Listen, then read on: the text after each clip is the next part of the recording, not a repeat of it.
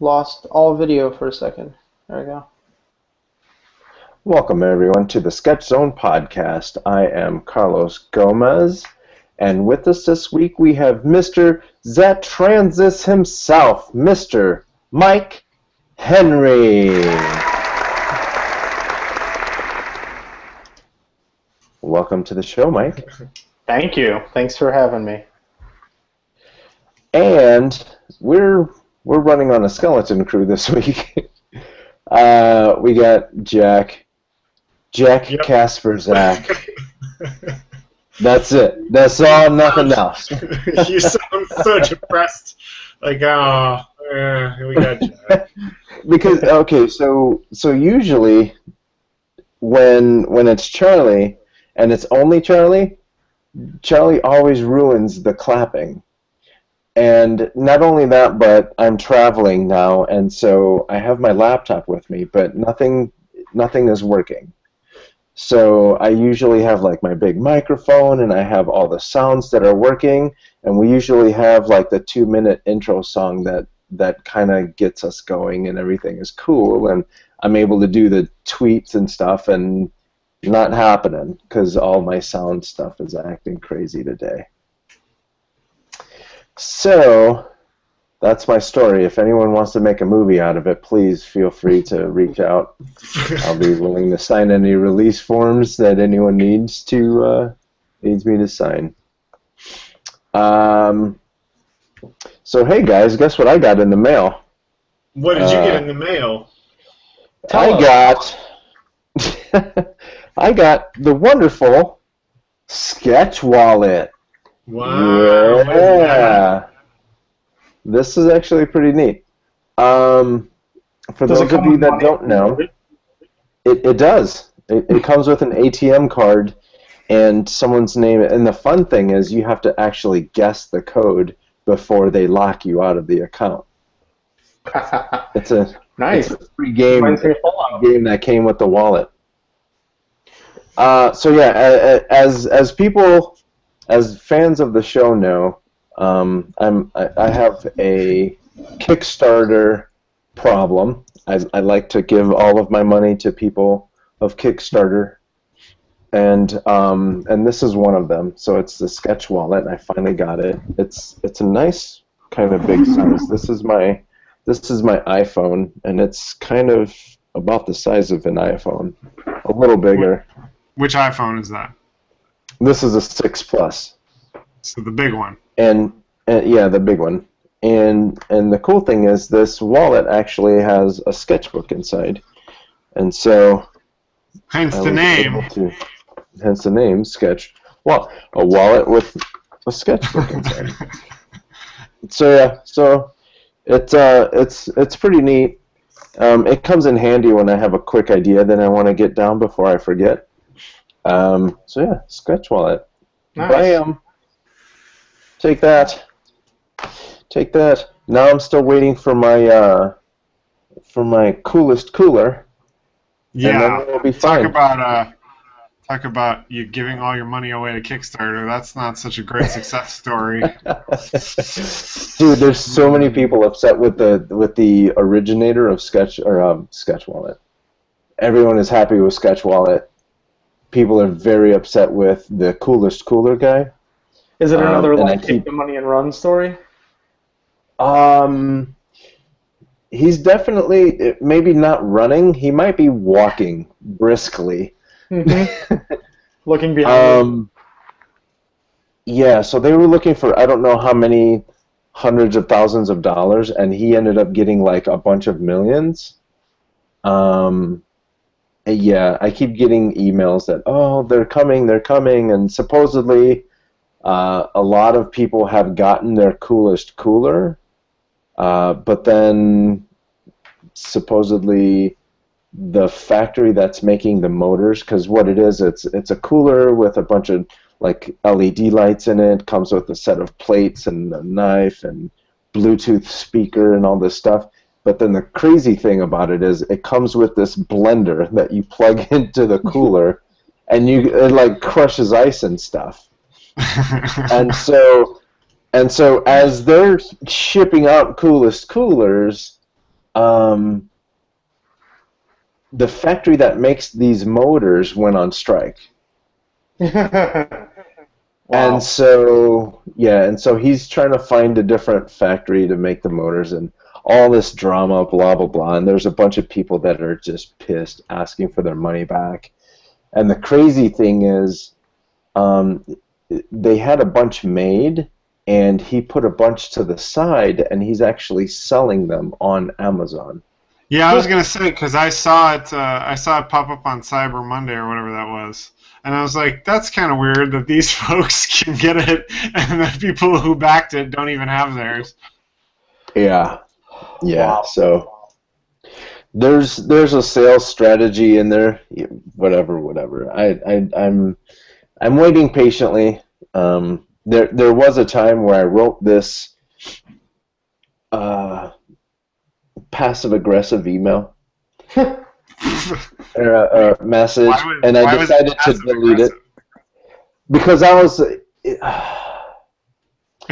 upset. I was upset because I gave however much money it was. I don't even remember how much it was. It was enough to piss me off, and we're still waiting. And when I found out that this knucklehead was selling these on Amazon, I'm like, that just doesn't make any sense.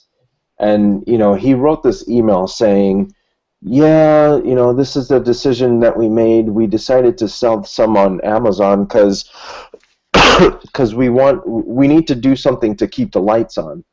And I was like, bitch, you got $12 million that says your lights are on. Like, they ended up with literally, I don't know how much it was exactly, but it was I think in like $10 to $12 million. On Amazon, 13,285,000. There you go. Wow. Holy shit. So that's plenty of money to keep the lights on. So yeah, it's this whole thing, and then I had written this message that was like, hey, yeah, I think there's $13 million that says that your lights are just fine. This is the last time I'm going to kick in for your stuff. And then I was like, that's not fair. I've done a Kickstarter before, and sometimes you make decisions when you're trying to deliver things that end up being the wrong decision. For my example, I took and bought T-shirt printing equipment and coffee mug printing equipment and stuff. And I was going to have my sister do all this stuff, and then she ended up getting sick with her kidneys and blah, blah, blah. And the whole delay, I felt bad because I was supposed to be giving people T-shirts and stuff, but my sister was in the hospital, but then I had responsibilities to people. Anyway, so I at first I wanted to come and choke the hell out of this guy, but then I was like, you don't know the story. Maybe there is a Chinese factory that's on strike. We don't know. So I decided to delete the message and just hope that I get my coolest cooler eventually. But that's enough of that. Let's talk about some cool stuff like Mike Henry. Wait, I literally heard like 10 seconds of robot voice, and then you go, Mike Henry. So I have no idea what I'm responding to now. What? I said, let's talk about something cool like Mike Henry. Oh, okay. I knew it was some sort of a lie, but I didn't know exactly what it was. So, Mike, you're originally from Illinois. Yep. And you went to the Illinois Institute of Art, Schaumburg. I did. Schaumburg. Or as everybody from outside of it calls it, Squamburg. Scumberg? Yeah, have you ever tried to pronounce, talk to somebody over the phone, and they're trying to, confirm addresses, and they're like, and it says here, Squamburg? And then you're just like, well, that's Schaumburg. Yes, Squamburg. So let's Yes, talk about sorry. your experience there at Squamberg. Yes, my time at Squamberg. Um, did that ever come in handy for you at all? I feel like you were fed lines ahead of time as to what I was going to say on this because I'm pretty outspoken about this whenever I go to like cons or anything. No, would be the answer. Um, I think what I got out of going to that school, to be perfectly honest, was I met some really good people, and I had a couple good teachers that were really good mentors and sort of gave me nuggets of information that I could apply to just sort of like my life in general moving on from there. And that's really what I took from that, to be honest. Um, the classes themselves, the degree that I walked out of there with, I got actually kind of sold like a line of bullshit before I started even going there because I spent my whole life wanting to be a comic book artist, and I Hmm. was debating between going to SCAD or just staying in the area and keeping school cheap because I hate school anyways. So I was like, well, fuck it, I'm not going to go to SCAD and spend a ton of money if I don't even like school. So let's just go here. They have something called a media arts and animation degree, and the people there are telling me that that'll have sequential art in it, and that I will learn comic book art that way. And So by so I sequential art, we mean yeah, by sequential art storyboards. we mean a couple storyboard assignments buried in a ton of 3D modeling and animation and video editing and photo manipulation, and it basically was a here's a computer and here are the 15 ways art can be made with a computer, is sort of more what it actually was. Um, so that's sort of one of the reasons why I have a bit of a sour experience coming out of there. Is like I just thought I was going to get something totally different. I would have in some ways been better off spending 3 years just practicing. Yeah, there's actually a lot of stories like that where um, there's a kid that wants to get into art, and there's just a lot of kids that are out there that see that commercial. Don't you want to make video games? Right. And so they completely buy into the idea, and then they end up working at Foot Locker. Right. Yeah, and I mean, not to mention the fact that the school doesn't exactly have any entrance criteria. So you've got a lot of people who, like, some people are tricked into thinking, like, come to this school with zero experience and we will spit you out the other end a talented artist. And that's just sort of not the way that works, or at least for most people, you have to have an absurd amount of drive, and you have to love it because art obviously has very little reward in it, and at least not Hmm. until something special happens for you. And I just saw this comic strip that was going around about uh, it was basically like this introspective comic where the guy was saying like um, every line is painful and I second guess myself and I am constantly thinking about how much I suck and the only art that you see is when I actually succeed, like shit like that. And Hmm. it's absolutely true. And who puts themselves through that unless they're sort of like addicted to that end result, right? And so a lot of people go to art school thinking, oh yeah, it's like drawing some stuff, and this school is going to show me how to do that, and it's going to be awesome, and I'm going to be Walt Disney, and then I'll go down in history as an amazing art visionary. And the reality is, it's like a lot of suffering, and then hopefully you can plug it all together into something that you can call a career. Uh, so what was the highlight of your art school experience? Um, well, I You're not have allowed. You're not allowed to say leaving. right, right. I will indirectly say leaving by saying I sort of have three three things that sort of all equally tie. One of them trivial, and the other two a little bit more significant. The two more significant ones are the two of the teachers. We actually talked about one right before we went on the air, but Jared wait, is it Rosas or Rosa? It's Rosa, right? Rosa, yeah, single. Rosa, that's right. I'm bad with names. I used to be good with names. Then I did cons, and I met thousands of people every weekend, and now I can't remember anybody's name. Jared was like pretty awesome. He was really down to earth, and he taught me just sort of like a lot about being like a decent person. And then the other one was, which is something not enough teachers sort of teach. And then the other one was Richard Hyde, who was like a pretty strong champion of mine, really good guy. So that's one. The couple of teachers that I met out of it were my highlight. Another highlight was my pile of friends that I got. We don't all keep in touch still to this day, but like a couple of my best friends came out of my college experience. And then the third was probably going to school so close to Portillo's. Oh. That's a good. That's okay.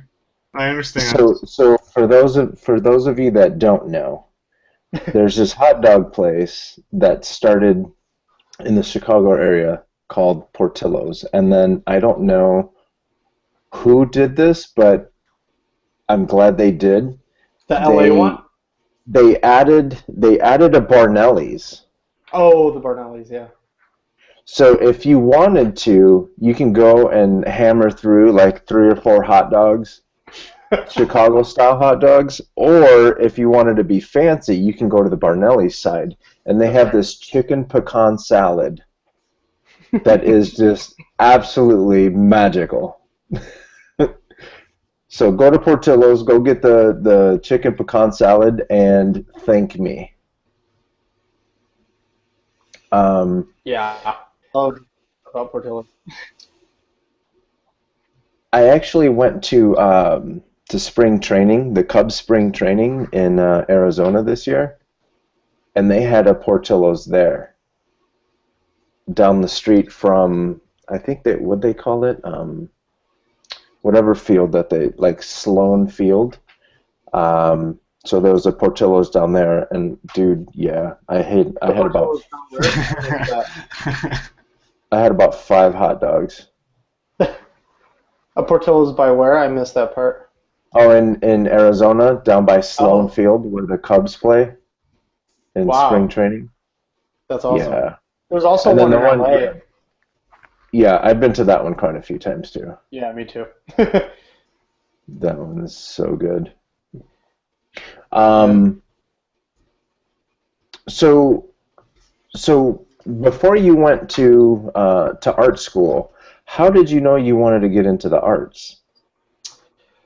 I mean, I've drawn since I could hold a pencil or a crayon or whatever it was. I've always been an artist. I've always identified as an artist since I remember in first grade being asked to draw the Ninja Turtles by everybody in the class and stuff. So it was just sort of like the thing that I gravitated to pretty early and just always did, because I've always been a bit of a TV kid and a movie kid. I had very loving parents who were always there, but it wasn't like I had like an absentee parent situation. I was just always glued to the TV, and I was playing video games as soon as I got a Nintendo, and I was watching movies and anime. I watched anime when I was super young because I had like a weird channel that would get it in, and it was staticky, and I would watch it at like late at night.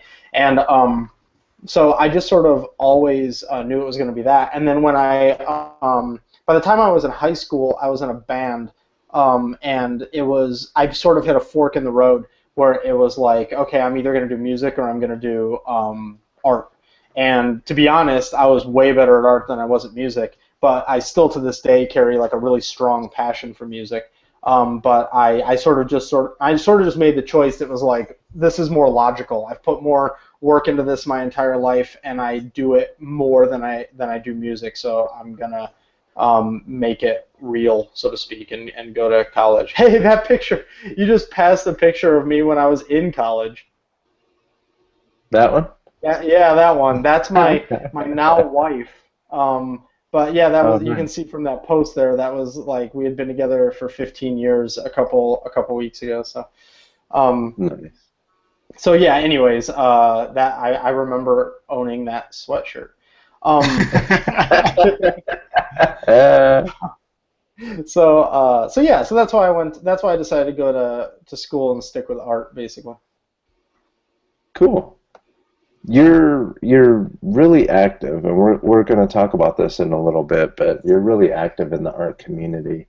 Were you that active when you were before you went to art school? Um, Well, yeah. I mean, I was in whatever small sphere I could um, influence in the sort of pre-social media.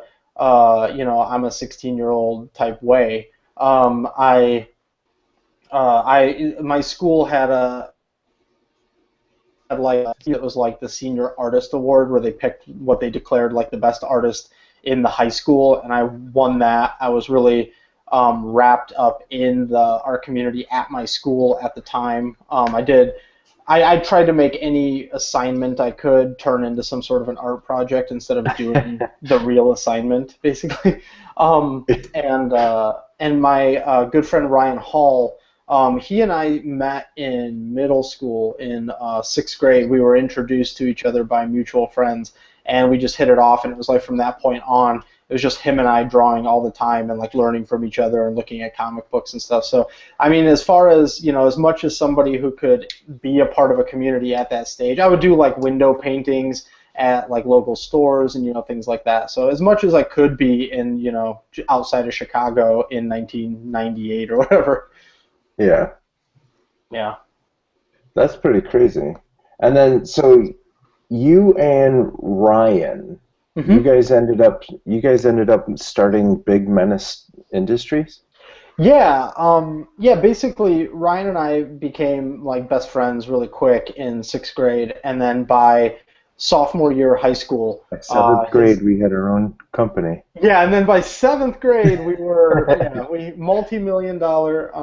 No, the he when he was a sophomore in high school, his dad his job relocated him to North Carolina, so Ryan went to North Carolina, and he and I kept in touch on and off throughout the years to varying degrees. And then we just sort of started plugging in together a lot more because we were both professionals in the industry, and the internet allowed us to obviously communicate a lot more than we had in the past. So I just convinced him to move out to San Francisco. And when he did it, he came out without any kind of a job. He had like a couple of little freelancing things, and I was pretty mired in freelance at the time. So I just got him onto a couple of the projects I was on, and because we grew up doing art together, we still retained like a very similar art style. And so from there, we got a bunch of gigs together, and we said, hey, we should make this shit official, and we basically turned it into a company. And we did a bunch of pre-pro and ideation work for a lot of companies prior to us joining Booyah. We both got snapped up by Booyah at the same time. Cool. So what was it that made you move to San Francisco? Um, well, out when I got out of college, I didn't know what I wanted to do. I got an internship at High Voltage Software in Hoffman Mm, Estates. Pretty. sorry about Yeah, we'll talk about that too. And so that. when that internship ended, shall we say, I didn't know really what I wanted to do with my career. I had gotten an internship being a 3D animator slash mocap cleanup, and obviously I wanted to do comic books, and I was a 2D artist that had this half-baked 3D degree that I didn't really know what to do with, and so I spent a year after working at High Voltage rejiggering my portfolio to be what I actually wanted it to be. And in that year, my then girlfriend and I, my now wife, we went out to a wedding of her in her family that was out in Colorado. And her cousin James from San Francisco went out to that also. And when he was there, he's a he's a fat cat in the insurance industry, but he has a ton of friends who work at DreamWorks and like all these other places. At the time, Giant Killer Robots and all that. So, or not, wait, Giant Killer Robots. And so then he was just like, "You're an artist and you're trying to make things work in a suburb of Chicago. Like, what the hell is wrong with you?" He's like, "You got to come out to San Francisco." And I was like, "Yeah, I know I got to come out to San Francisco, but you don't move unless you've got an offer from a company," because it's like the dumbest thing ever, right? And he was like, "No, just do it. Like, you can stay in my apartment for a few weeks while you guys find a place." So we basically made the decision a couple weeks later to do it, and then we saved up money for about 5 months, and then we just packed our shit in 2 suitcases each and flew up to San Francisco. You're starting to break up. With the hope of making it work. And so, Francisco, my wife got a job. Details unnecessary. And is it all better now? I think your wife might be watching Netflix. No, she's not doing anything internet related right now. Can you hear me now? Is everything cool now? Yeah. We're good cool. now. Okay. So you guys packed a couple. You guys packed a couple suitcases apiece, and then you guys flew out. Yeah, so we flew out. We stayed at his place for a little bit. My wife got a job and doing something unrelated to games or anything. I got a job being a security guard at Borders. And then while I was working at Borders, I would draw on the back of police reports and and then go home and scan them and send them out to companies. And then eventually John Romero, who a lot of people know as being like the creator of Doom and a bunch of other stuff, he was looking for concept artists for a brand new company. And I was just like, at the time, even though I totally know who John Romero is, I wasn't even thinking. I was just like, yeah, the zombie guy wants to do like a game or something, so I'll send him my artwork and maybe that'll work out. And then I'm like, oh, John Romero, okay. And he ended up basically calling me back and asking me to come in. And a couple weeks later, I had a gig. So I worked at Borders for like 2.5 months and then started working as a concept artist at a company. And that was why I came out and how I came out to San Francisco. Bonkers. Yeah, That's it was bonkers. pretty crazy. And then that ended up being... You've been in San Francisco for... Sorry. Yeah, I've been in San Francisco for 10 years. That's crazy. Yeah, we moved here. Yeah, the plane was September 20th, 2005. Yeah. Yep. You don't know this, but Uh-oh. when you had graduated, and I do believe that I think you were still at High Voltage.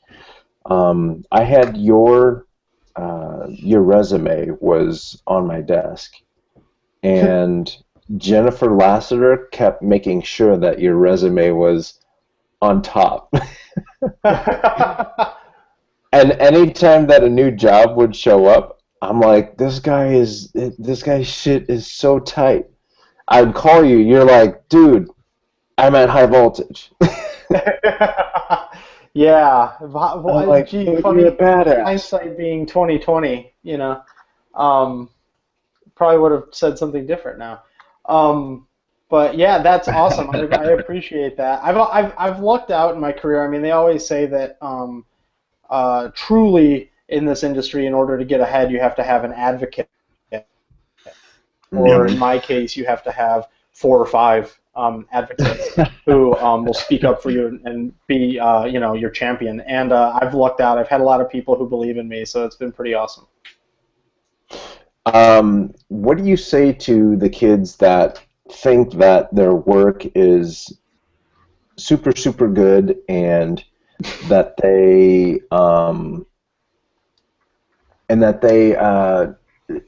maybe have a little bit of a chip on their shoulder when it comes to their work? I mean, I've gotten a lot.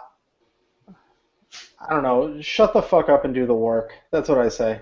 Like the only thing that gets you the job is doing the work, and the only thing that gets you better is doing the work. I think that I used to have different responses for that type of stuff. I used to say like, oh, man, I get it, but just talk to the right. But fuck it, like just do the work, put yourself out there, continue to do it, and things do plug together. Now, as far as the chip on your shoulder. We have a lot of talent in the world, and there's two types of talent. There's nice guys with talent and douchebags with talent. Yep. And nice people only want to work with other nice people. They don't want to work with douchebags. And so I think that if that chip on your shoulder makes it all the way through to your audience or makes it all the way through to the person that you're interviewing with, you fucked up. So to me, like we talk about this all the time. When I worked at Booyah, we had one hiring rule, and that rule was no douchebags. And everything else was like, if you're walking in the door, we know you know how to do the job. We're really just trying to see whether or not you click with the team and whether or not you're a jerk. And we had a pretty good record at that company of hiring nothing but good people. And the truth of the matter is, if you hire somebody who's a prick, like there's 50 other people who are nice who are waiting to replace that guy. So Yeah. so that's sort of what I say to those people is do the work and don't let that impact how you're going to be received in the industry.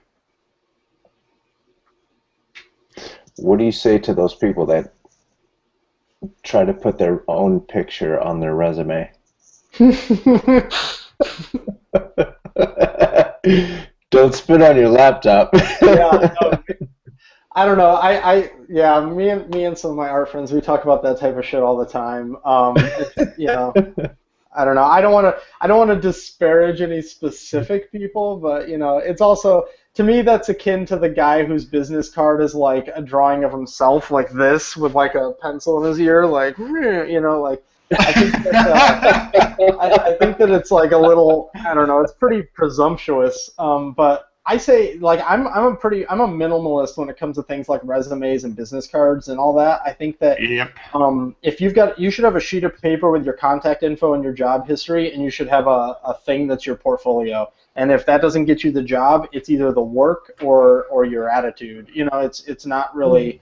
I had a guy just the other day that I work with ask me if I'd look at his resume, and he had a lot of stuff on there because when you build a resume, you're nervous, right? Like even if you're at your desk, you're building it, you're like, oh, am I leaving out something that's gonna not get me this job, or am I making sure that like I've got all my accolades from when I was in elementary school or whatever it is? And I think that he had like some stuff like that, and I said to him like, just cut this, because I'm a hiring manager now too. I mean, I have been for a number of years now, so I'm literally just looking like, okay, he's held down 4 jobs and didn't get fired from them within a year, and then his portfolio is awesome. Let's call him up and see if he's a jerk. And like that's like the hiring process to me. So like when people go through jump through all these hoops to make these elaborate things, or like you get a DVD and you pop it up and he thinks he's hilarious and he's got like a bit that he's doing, like just that type of stuff is so obnoxious to me. Like I don't know, man. So I guess to more succinctly answer your question, fuck that guy with the photo. The guy with the photo. I don't know. Forget him. All right, hang on. We might have a show title. Fuck that guy with the photo. There you go. So I actually went through this a little bit in the past few months where I'm going from, I went from 3D and Flash into like development in Flash, and then now obviously Flash is gone, but now I'm trying to get back into the creative end of things, and I was kind of like, okay, what do I do? Like, what's my resume going to look like? Do I showcase all the stuff, all the big projects that I've worked on, or do I showcase some stuff that I can draw kind of thing, or what do I do? What do both of you guys, what do you think about someone that has too much to say on their resume versus someone that doesn't say enough? I guess, what's that line? What's that focus? Do people put all the stuff that they know on there? No. Pretty much kind of uniformly no.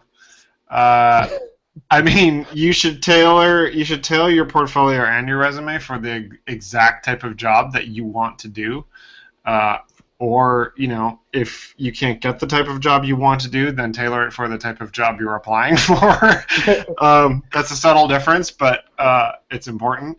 I think what you have to realize is once you're filling out a resume, if you're stretching for stuff to fill on there, then you're probably not experienced enough for that job.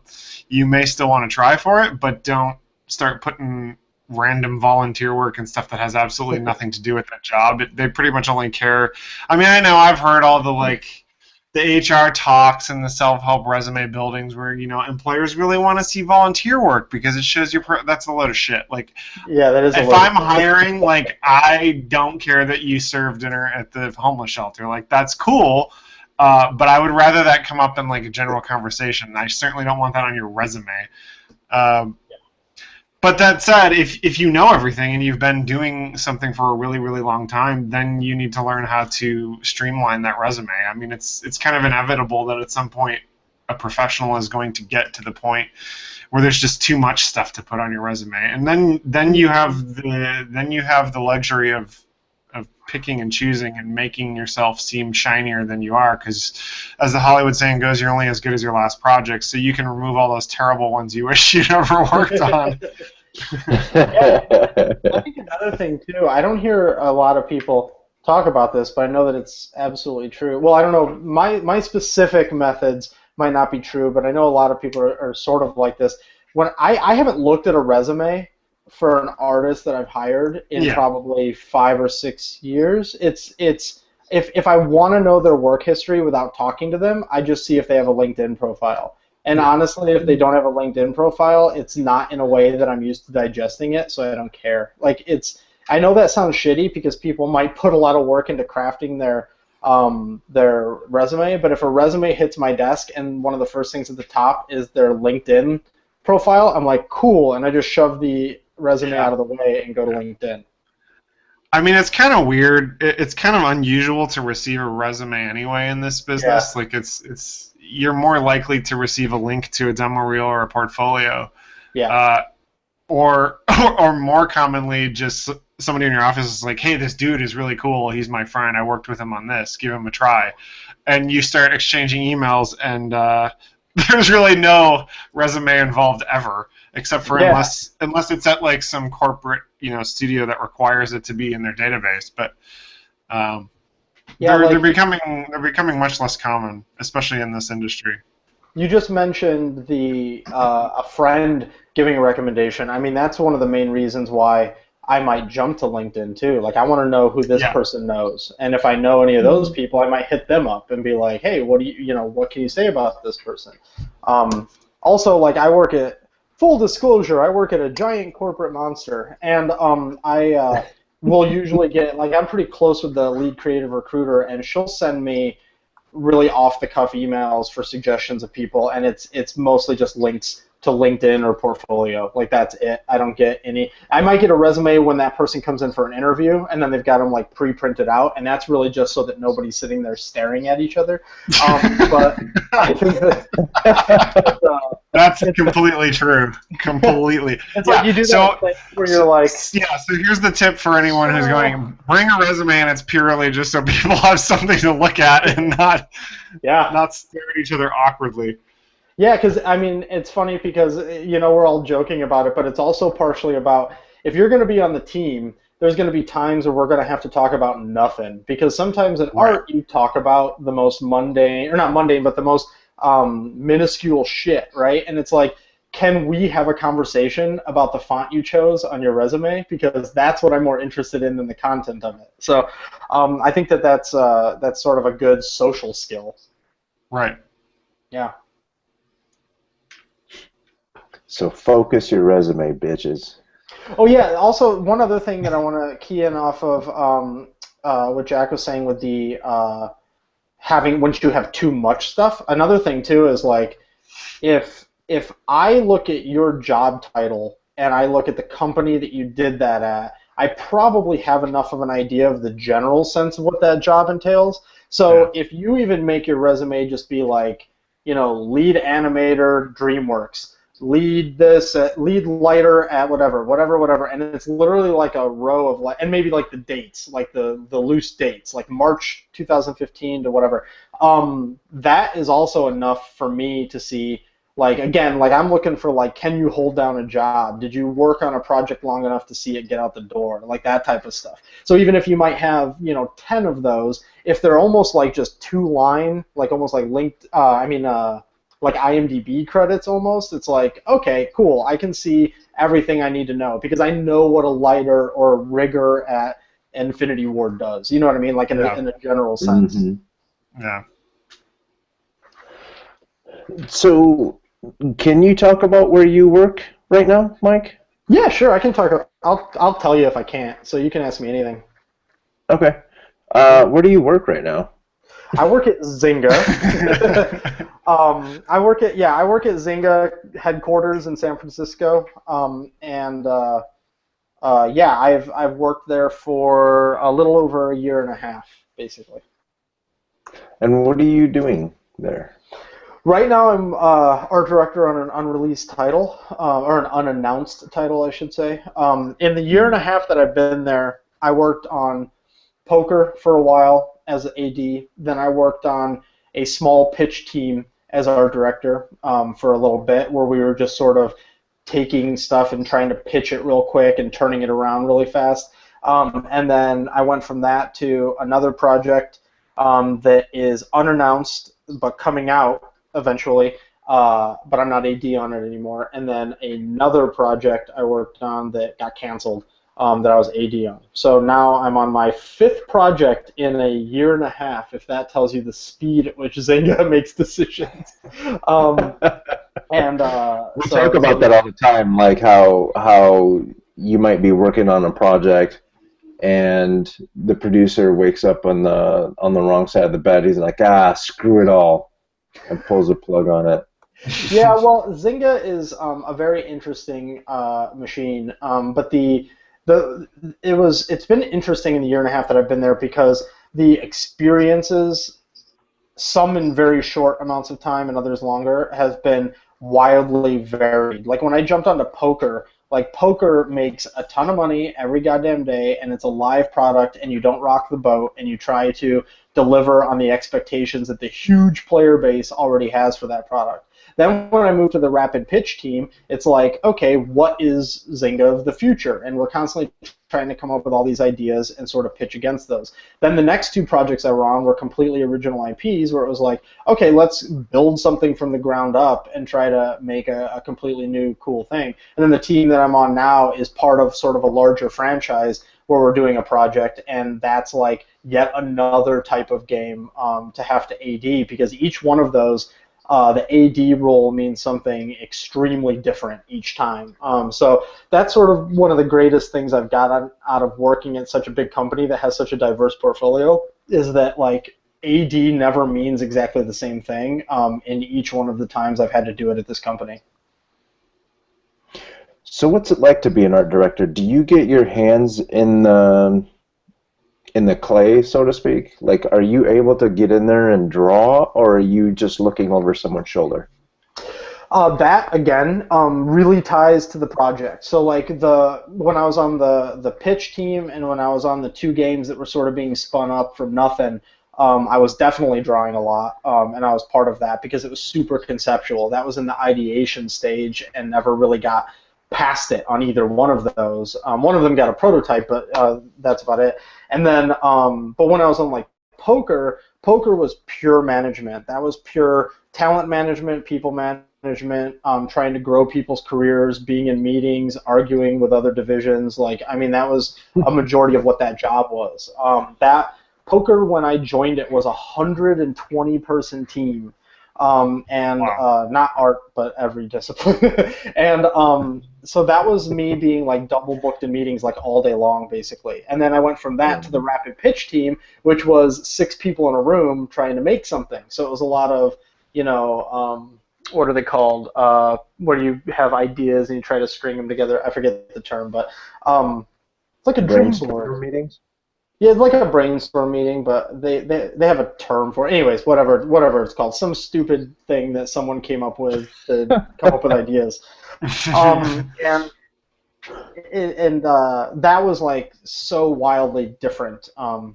So AD, as far as getting my hands in the clay, some of those projects absolutely hands in the clay. Other projects, it was checking in with the art producer who was already figuring out what the tasks were for the artist, seeing if seeing some sort of mid check-in point and being like, okay, good enough, go, and then it like goes out the door kind of thing. So yeah.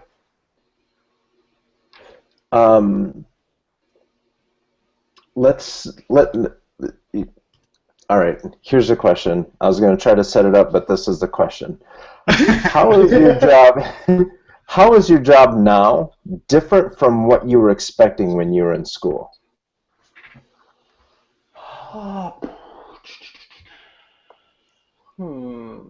Did you even think, when you were in school, did you even think of doing what it is that you're doing now? So, yeah, I've always been a sort of wrongfully ambitious person. So I sort of always wanted to be some sort of a director type making decisions. But what I actually thought it was going to be more like sort of what we read in magazines. Like when you, like I'm a big Metal Gear fan. And when you look at like an IGN article about Hideo Kojima, and what he does for Metal Gear. I have no doubt that he does a lot for Metal Gear, but we can't forget that there's like 200 people under him who make a billion decisions a day to try and carry out that vision, right? And I think that when you're in college, you sort of think that you're the guy in the room that everybody's running in with, and you're like, red, blue, make it tougher, put the girls in a ponytail, and you're just like calling all these shots and shit. When in reality, it's not like that. It's actually about managing a ton of expectations, and it's about sort of, it's like this crazy rickshaw that's just going down a hill, and you're making sure that it makes it down the hill mostly looking like a rickshaw. Like that's sort of how it sort of actually is in a lot of ways.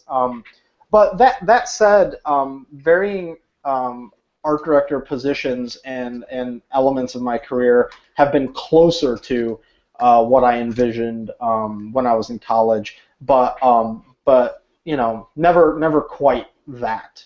Which I actually, in some ways, think is good, because I think that if you went up to the average art school student who could potentially go on to be an amazing art director, and you told them, yeah, what art directors do a lot of the time is they sit in meetings and they talk about mood boards, and they try to convince artists to follow the direction that they have, and inspire them, and then you have to take all these people who've now agreed to this, and you have to trudge them through the dirt for 2 years to finish a video game. Like I think that there are people that would get scared off who'd be really good at actually doing that.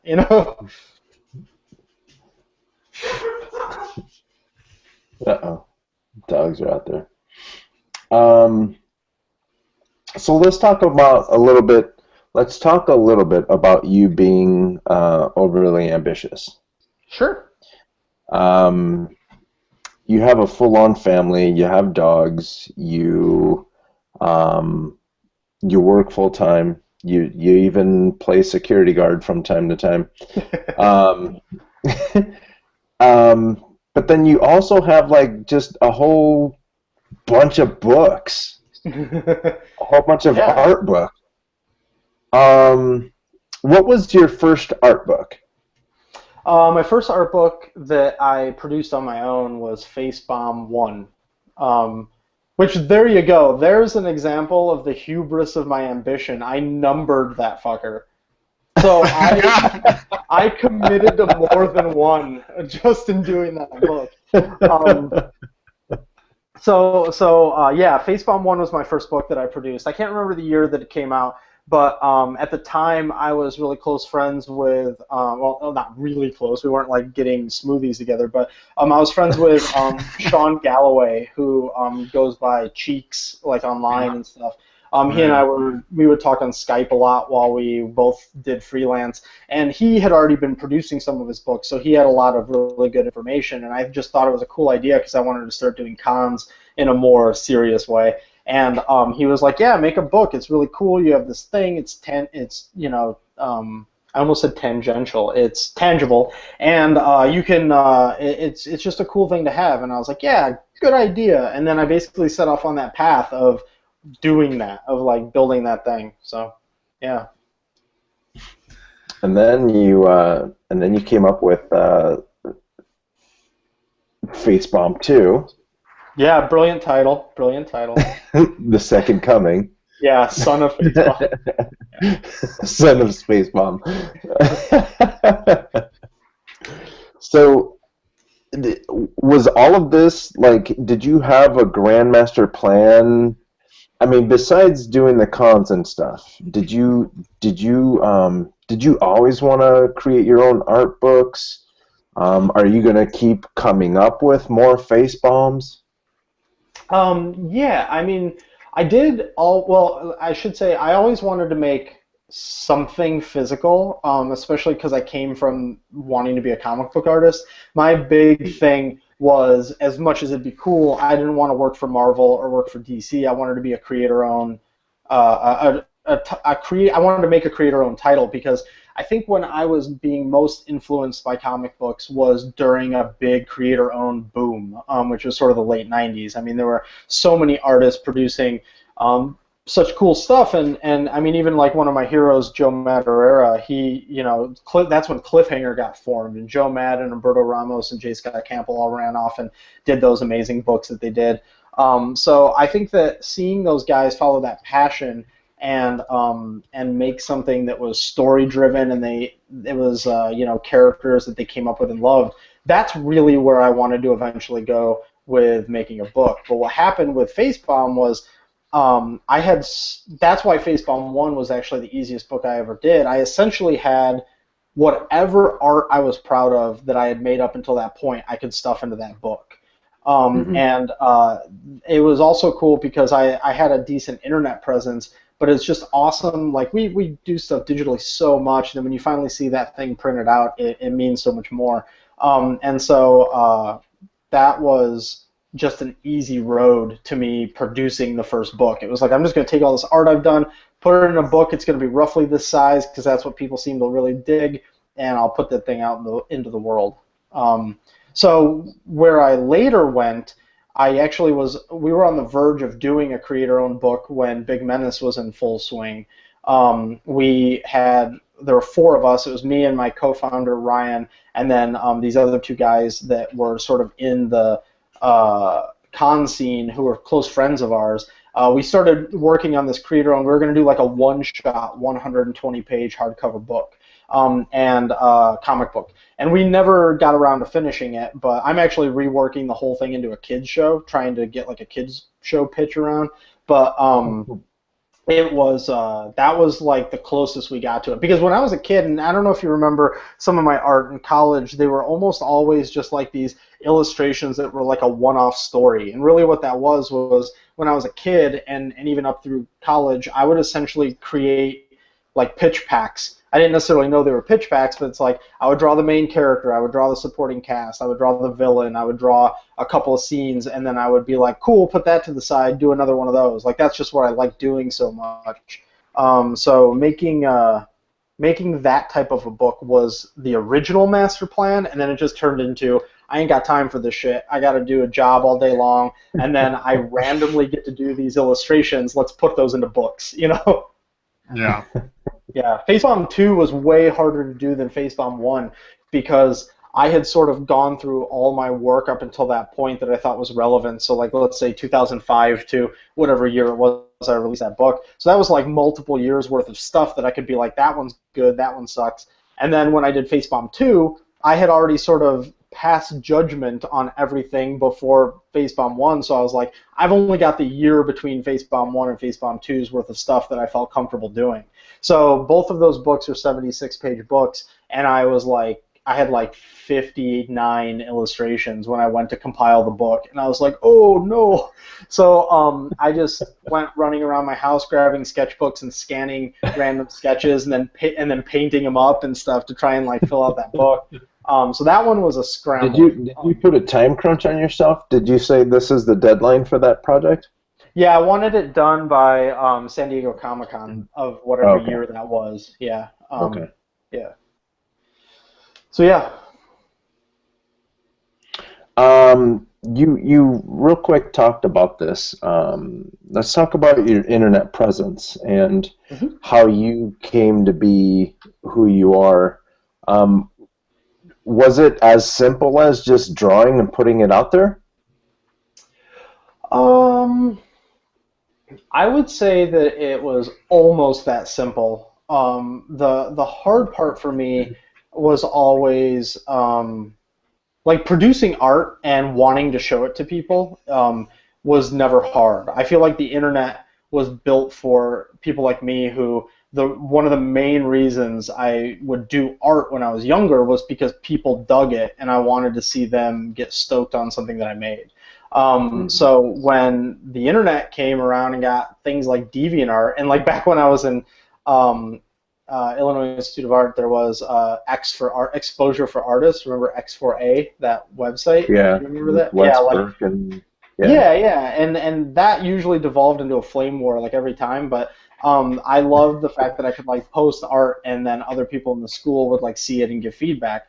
So that whole dynamic was easy. The part that was hard was then sort of, because I'm always looking at that kind of stuff, looking at what other artists were doing who were outpacing me on followers or views, trying to figure out why they were, and then trying to do something that could try and go after that didn't sacrifice what I really wanted to do. Like I didn't want to do like, like, I don't know, Harry Potter having sex with Ron or something like that. Like I didn't want something that was just going to get me like insta hits, But I wanted to do something that like, oh, that person did a Cowboy Bebop piece and people really dug it. I do love Cowboy Bebop. I'll do a Cowboy Bebop piece tonight and see what that does. And like me and my friends that were really into it, like we all tried to figure out like what's the best time of the day to post and what type of keywords should you use and what groups should you submit it to on DeviantArt. So that was like it. Now my biggest challenge now, aside from time, is like I feel so old. It's like, what are the whippersnappers using? It's like I don't entirely understand like Pinterest. I kind of hate Pinterest. I don't entirely understand. Oh, where's Charlie? Charlie is about to call in right now. Good. Charlie's ears are ringing. This is good. I need somebody to tell me why Pinterest matters.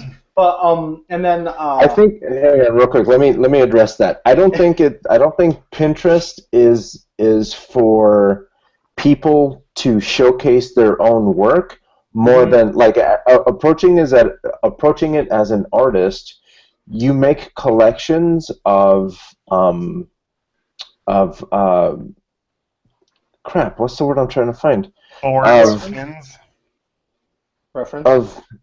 Reference material. Yeah. Yeah. That's pretty much it. Like that's how I use it. Like I have Pinterest, I have boards for like guys posing, girls posing, hands, and all this stuff. But then like when I'm looking for a certain position, I go to that board and I look through and I try to use it like that. But to use it to showcase my own stuff, that's why I have Instagram and Twitter and stuff like that. Anyway, sorry I interrupted. No, that totally makes sense. My problem with that is like on DeviantArt, there's like the faves that you can do. You can fave something and then it just goes in a big repository. I have to like remind myself that exists all the time.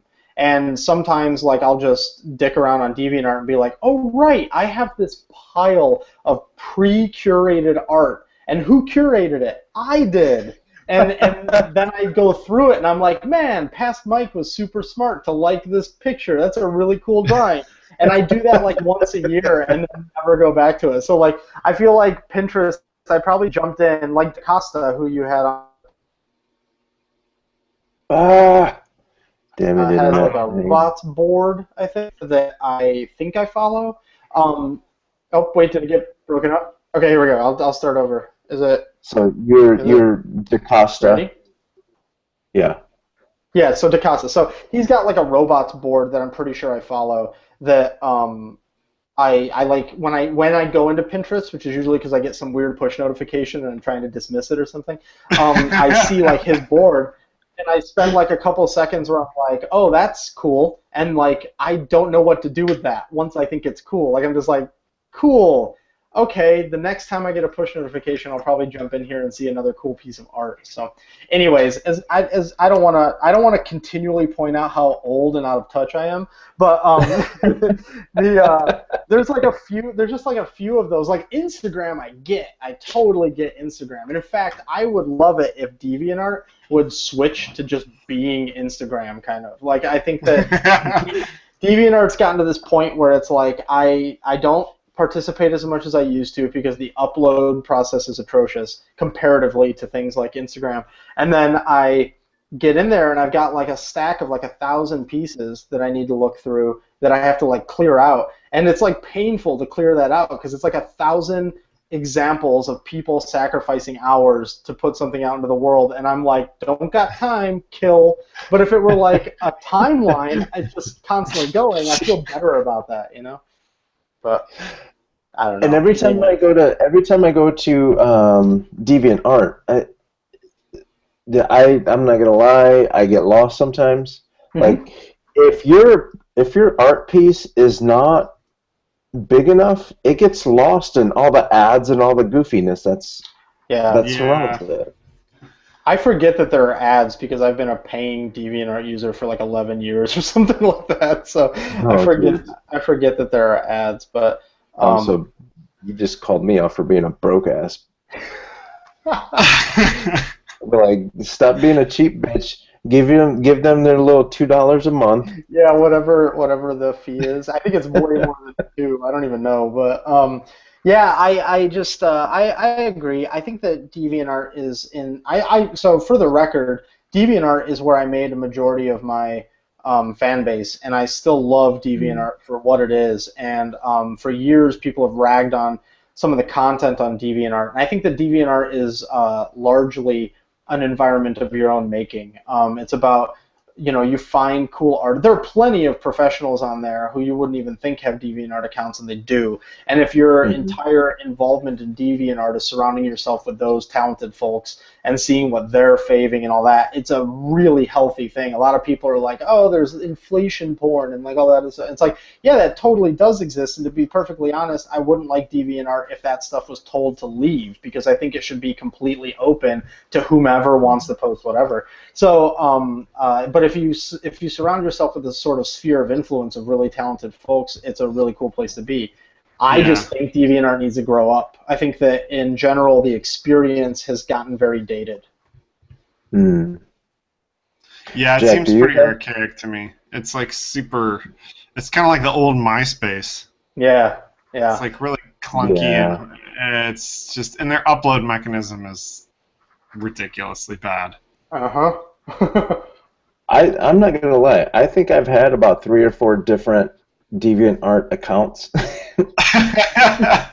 Like I think I've gotten as far as posting one image.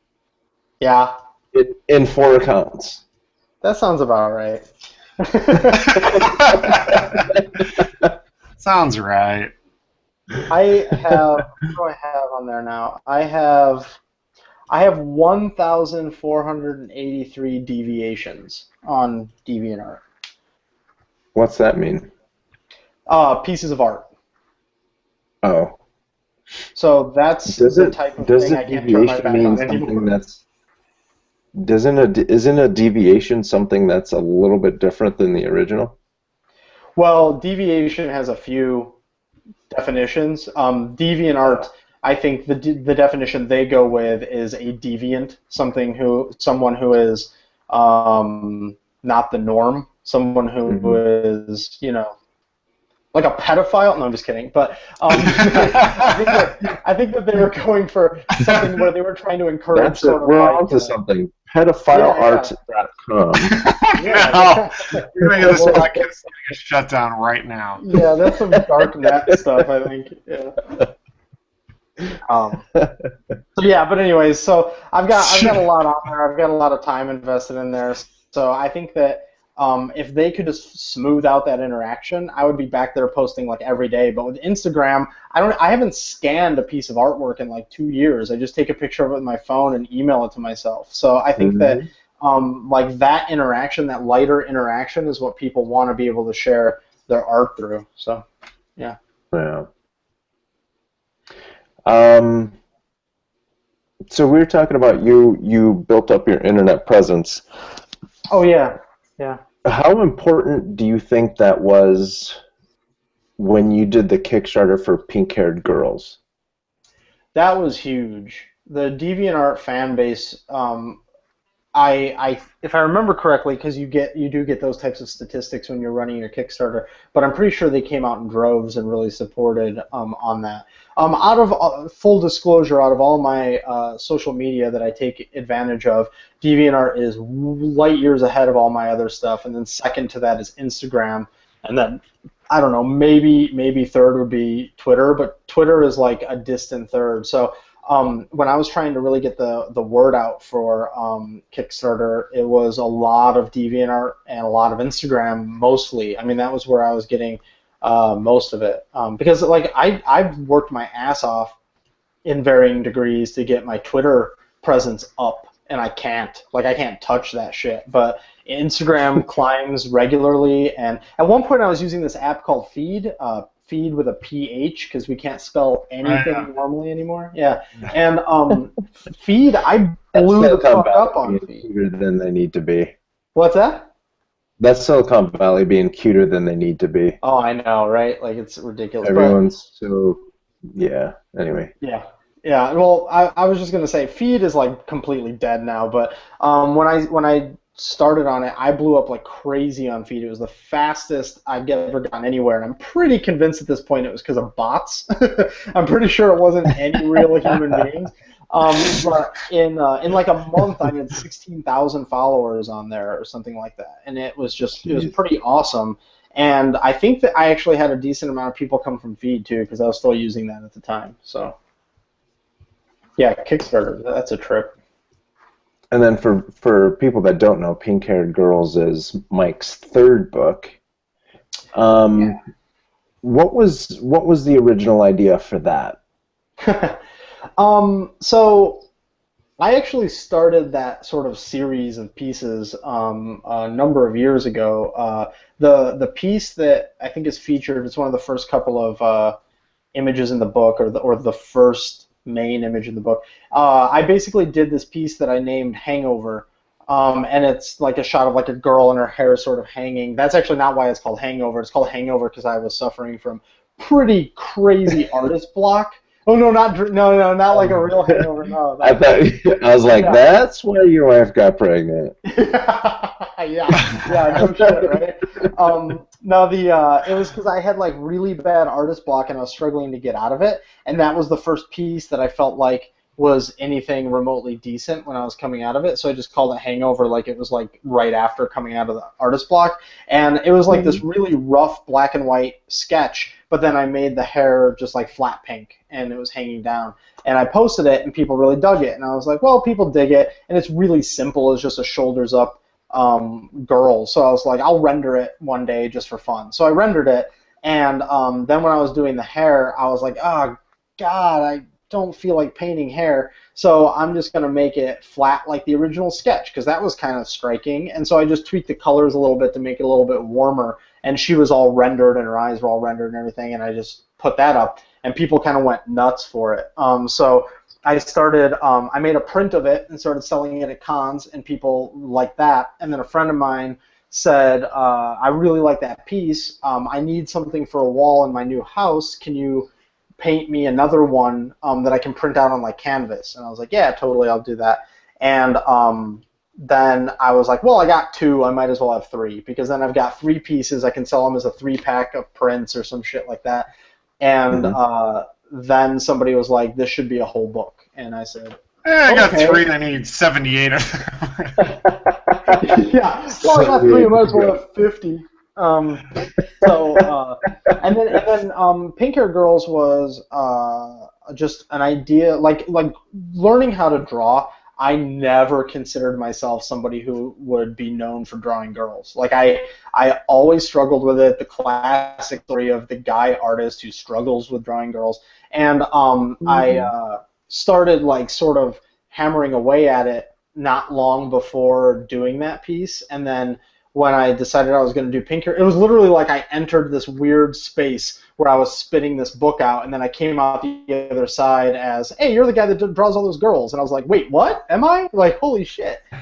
So that's sort of the weird thing about that book. But when I did the Kickstarter, I sort of wanted to make it like a dream book at that point. I wanted it to have the slipcase. I wanted it to have the UV spotting. Because a lot of people liked in my first book that I had a couple pages of tutorials, and there was a time when I was doing a ton of video tutorials on live stream. I had no tutorials in my second book, and people were kind of pissed about that. So in this book, I was like, fuck it, tons of tutorials. So there's 25 pages of painting tutorials in the new book. It's a 100-page book. Wait, 100 or more than 100? It's a 100-page book, so it's more than my first 2 books.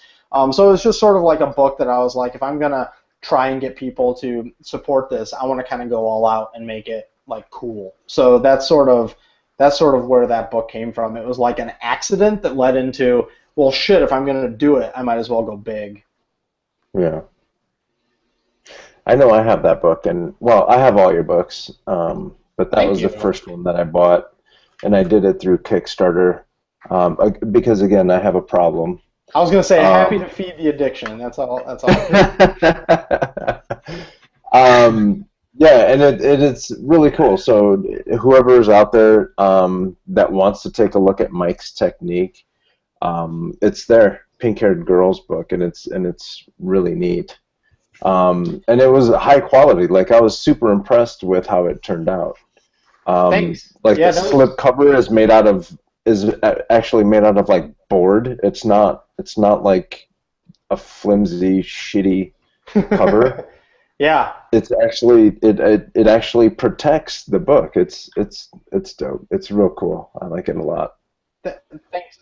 I really appreciate that. I think that from that standpoint, the printers really came through. It was the same people that had made my first 2 books, a company called Regent Publishing. They're basically just printers. I think they also have a publishing part of them, but they didn't do any publishing for me. I just had them print all my books, and I went through the same contact with all 3 books, and she and I had built a bit of a relationship, and she knew what I was looking for. And when I said that I wanted to do a slipcase, she sent me a dummy of my book, just completely blank, so I could take a look at it. And I like you, was super into the quality, so I kept going with them, even though I get hit up by a bunch of printers because they see you make a book and then they all want to like make a book after that. I stick with that company because they've done amazing work for me, and I'm really happy with the way that book came out. When that book is in its slipcase, it's like this rock solid thing, and I just think they did an awesome job at it. So yeah. Yeah, I agree. Let's talk about your experience doing the Kickstarter. Sure. Was it nerve-wracking? How long did it take you to get funded? I got funded, I think, halfway through, because I asked for 13.5, and I got 32, something like that.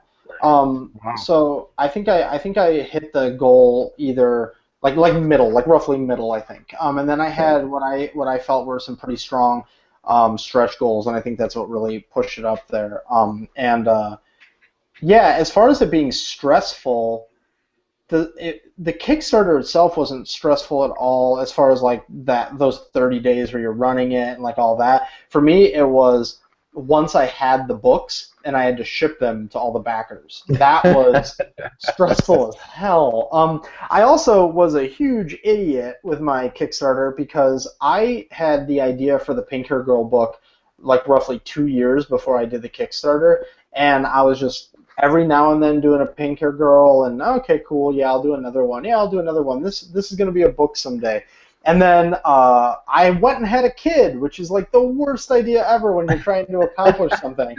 So my first kid was born the January before I think it was July Kickstarter. So I was like trying to like race to finish the book while I had like a 3-month-old like in the house, and that was just really stressful to like get it done. And then once I was funded, the book actually wasn't done when the Kickstarter was funded. That was all like I was honest about that. It wasn't like, oh shit, it's not done, but it was like the time it took me to then wrap that book after that was more than I had thought. And then it was the whole, going to the printers, and that whole process takes 3 months because it comes from China, and I happen to time it with Chinese New Year, which I seem to always time it with Chinese New Year, which then delays things even further. So that part of it was like stressful. Like if I could go back in time, I would have wrapped. What's that? Yeah, right. The factory went on strike, and you didn't get your coolest cooler. If I could go back in time, the thing that I would do differently is I would have done all of that before my kid was born. I would have buckled down. I would have done, I don't even know exactly what it was, but whatever bullshit was distracting me from finishing that book, I would have not done that, and I would have gotten that book done. Yeah. Was that's your only Kickstarter you've ever done, huh? It is. Yeah, it's my one and only. I had an idea for a second one, but I just haven't gotten around to doing it yet because I went and had another kid because I'm an idiot. I actually have a new idea for something that I'm going to put out, but I'm not really going to talk about detail because if I get too busy, I just won't. But I had this idea of taking more advantage of Pulley, which I don't know if you guys know the website Pulley app, but that's like what Big Cartel has teamed up with for like digital distribution. So it's basically a service where you can put up files, you can set prices, link it into Big Cartel, and so like if you were to go to my website right now and buy like the Pink Hair Girl PDF, you basically pay for it, and I do absolutely nothing. You get an automated email with the 3 download links and all that kind of stuff. And so I've been thinking about doing, tapping into some of my music roots that I referenced earlier and sort of putting out like a digital EP of sorts that's sort of like an EP of sketch art. What instrument did you play? Saxophone. Saxophone. I don't play anymore. But no, I was in a ska band because ska is the best music on the planet. So this is my saxophone story. When I was a kid, I played piano for years and years and years, and played in recitals and everything. And then it got too expensive, so I had to stop playing the piano. And then this guy came to the school and said, "Whoever wants to play instruments, these are all the instruments that I teach." And so I snuck into saxophone class, and I took one saxophone class. Everyone else in class had their own saxophone. I had to borrow the teacher's, and then my mom got the bill. So after I got a spanking for sneaking into saxophone class, I had to walk in and cancel myself out of saxophone class. Nice. And give the teacher a saxophone back. I was a saxophone player for one class. Nice. You were real good. You were the best. I was the best. I could have been a contender. So let's talk about your experience in cons and stuff like that. Sure. Well, first off, my first question is, You wanted to be a comic book creator. Have you created any comic books? I've worked on some here and there. I did some color work in the mid 2000s on random stuff, but nothing that I would say like yes, that's it. I've done like my own personal, just sort of like panel to panel work, but nothing Mhm. really serious. Yeah. When I was in middle school and high school, I used to do like full comics all the time. But then I sort of got more into wanting to do all the designing and not the actual storytelling. I think the storytelling is like Mm. great, and I would love to try it sometime. But I think my true passion is design, like character design and environment design and all that. So it's one of those things where like I design the characters, then I would sit down to start doing the pages, then I'd be like, this scene needs a new character, and I would design some other character, and all of a sudden he comes into frame. Um, but yeah, that's sort of it goes back to that sort of history of doing all those pitch packs basically. That's sort of just Mhm. what I like doing the most. But yeah.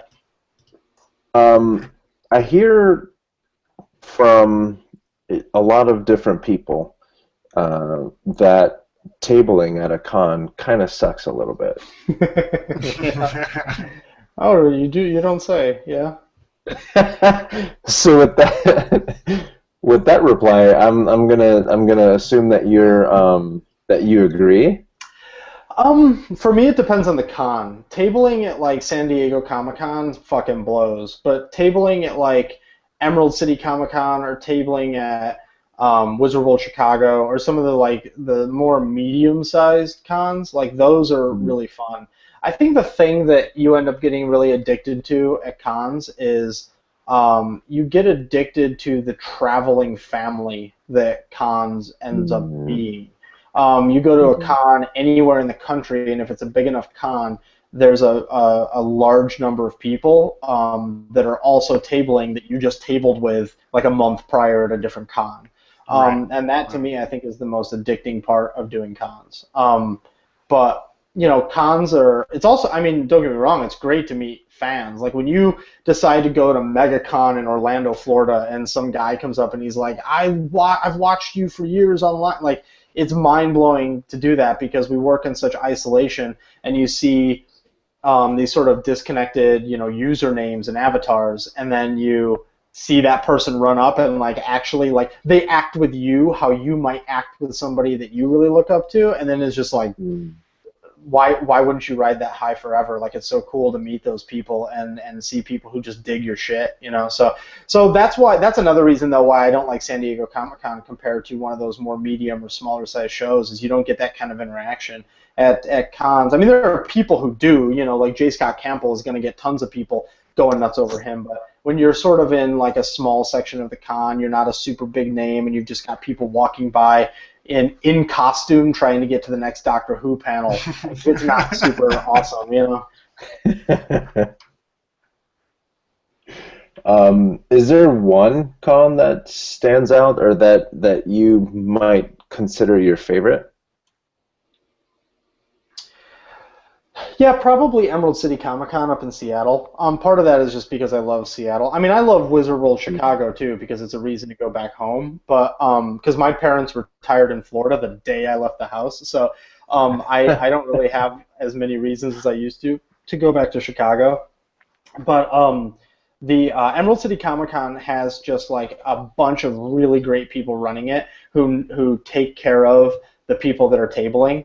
And they're even though they're certainly there to make money, it doesn't feel like that's their chief concern. They like getting creators in and artists in and letting them connect with the people there. It's really nice. I just love that con a lot. And that convention center is like right downtown. Wizard World Chicago sucks because it's at Rosemont, right? But that's like the only Mhm. thing that's knocking it. C2E2 is downtown, but I've never actually had the opportunity to do C2E2. It's just never worked out.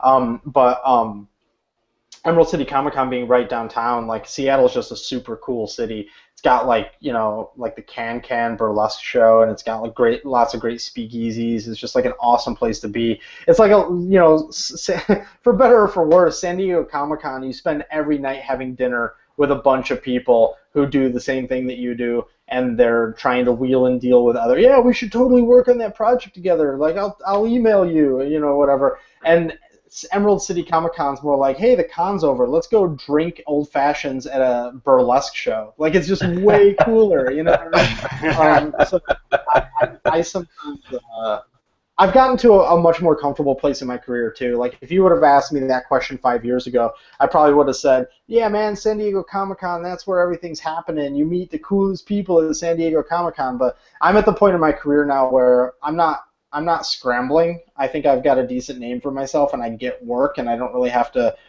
fight too much for it. So for me, it's more about going to those cons to just see cool people and hang out with in these cities that have so much to offer, instead of going to fucking Buffalo Wild Wings and talking about what cover you're going to color or something like that. So that's just. I listened to a handful of webcomic podcasts and stuff, and it's amazing how so many people talk about Emerald City in that positive sense, Yeah. And maybe we should stop talking about it, because then douchebags are going to start showing up and then ruining the whole That's not true. Your entire audience is douchebag free. I was told. Yes. Yeah. Douchebag free zone. That's right. So let's talk about another douchebag free zone. Okay. I've been to a couple of these, and you actually started this art community called Sketch Bomb. Yeah. I did. Yeah. Oh wow, we got. So first you had Face Bomb, now you have Sketch Bomb. He should not go to airports. TSA is not fun. Well, the TSA number one is gonna harass him for that beard. You don't even know between. Okay, so these are the three things that are knocking me when I go to an airport. I've got this beard. I've got four explosives-based tattoos. And I share a name with an IRA member who's on a watch list. So I am borked every time I go to. I try to check in at the kiosk, and they always have to check my ID and call me up to make sure I'm not that guy. And one time I got stopped by a security guard asking me why I had so many bombs on my wrists and shit. And I swear to God, and so it happens. But and what do you say to that? What awkward response? Like, my bomb has a smiley face on it. Yeah. What even is impossible? That's such a bizarre question to even ask in the first place. But what do you respond to that? I just usually say some song and dance around. Hey, man, just tattoo design. Shit like that, right? Tattoos, and just try to get around it. I mean, I know that guy's probably eyeing me all the way through security to see if I, flip a switch in my shoe or something. But I think because the guy with the bomb is gonna tattoo bombs all over his body. That's the logic behind that is something else. Yeah. I mean, that would be pretty much raising the red flag, right? Also, I think that how do I say this? Individual elements of my person may sound terroristy, but I think the combination is not terrorist. There's a show title. Yeah. I mean, I don't want to get on any extra watch list, so I'm going to stop talking about TSA right now. But so Sketch Bomb, Face Bomb came from my tattoo that is a bomb with a face on it. And then Sketch Bomb came from me just endlessly trying to brand shit. So I was like, well, Sketch Jam exists, Drink and Draw exists, Sketch Crawl exists, all this sketch stuff exists. So I wanted to do my own. I had been to a number of sketch get-togethers and got to see things I liked and things I didn't like, and I just sort of wanted to do my own. And when I formed Sketch Bomb, I was freelancing and I was isolated and I wasn't getting enough stimulation from artists. I would talk to some through Skype and we might chat while we worked or something like that, but it wasn't like working in an office where you're shoulder to shoulder with people feeding off of energy. So I said, fuck it, I'll just make a place where artists will show up. So I just announced online like a week beforehand that I was going to go to this one restaurant in San Francisco called The Grove, and I was gonna draw, and if people wanted to show up, they could totally, excuse me, show up. And the first night there was like I don't know 5 people there or something like that, and then I started doing it relatively consistently. I basically did it once a month on a random Saturday that fit my schedule best at 8 p.m. and at the same place, and it just started growing. And the cool thing was the schools in the area, like I got 1 or 2 students to show up, and then they would go back to their school and they would print up their own flyers and stick them around the school. So it was a very grassrootsy type thing. And then it got even like weirdly Tyler Durden for me at times. Like I would have people come up to me and be like, "You're Mike Henry." Or no, that's not what it would be. They would say, "Hey, you should go to this thing called Sketch Bomb," and I'd be like, "Yeah, I know.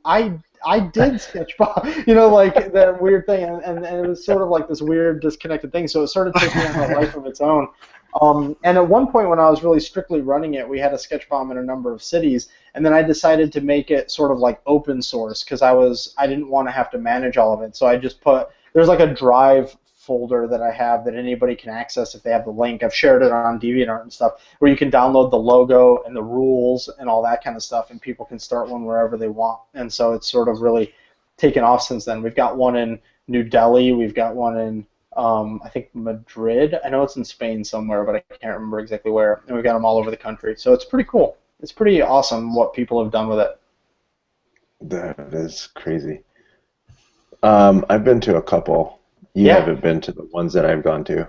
Yeah, I hear about you being to them. The really unfortunate thing is the one in San Francisco. There's a guy named Alfonso Cornelius, which is like the most ridiculous name. He sounds like he's like an explorer or something, but that's his like legitimate name. He's a good pal of mine who started coming to Sketchbomb really early on, was always really involved, and now with the 2 kids and like the job and all that kind of stuff, I just sort of handed it to him. I was like, "Dude, would you like to run Sketchbomb here?" So I still am part of it in the sense that I started it and I'm happy to talk about it and I'm happy to go to them occasionally, but I just don't have the bandwidth. Especially, I don't even live in San Francisco anymore. I live like 40 minutes outside of San Francisco. So the idea of giving up a Saturday night when I've got 2 kids at home is really hard for me to do now. So I plan on going to one soon, but the coolest thing is Alfonso's done nothing but grow it. It's gotten even bigger now. And